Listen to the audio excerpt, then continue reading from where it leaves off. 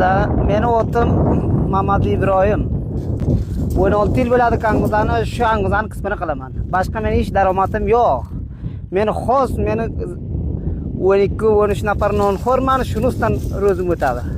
Javzoni oxiriga biza baxayr burishiga shuru qilamiz, nish uramiz. Ba'zan nish urgandan nari so'ra biza buni shirasini jam qilib, yig'ib yetib xo'jalikka beraveramiz. Aloqamiz shudiki, Afg'onistonga boshqa kor yo'qdiki. Buni puli ham ko'p emas. Buni puli ham o'zimizning mardikorligi bizga iloy 400 iloy 500 tushsa, agar bu 40 ro'z, 45 ro'zgacha biz nonimizga ishlaymiz, hech pul yo'q bizga. 40 ro'z, 45 ro'zgacha nonimizga ishlaymiz, ba'd 45 ro'zdan nari so'ra biz buni pulga, agar shu burishga shuru qilib darakayga qo'yib bizga olsa, biz so'ra undan nari pulga ishlaymiz.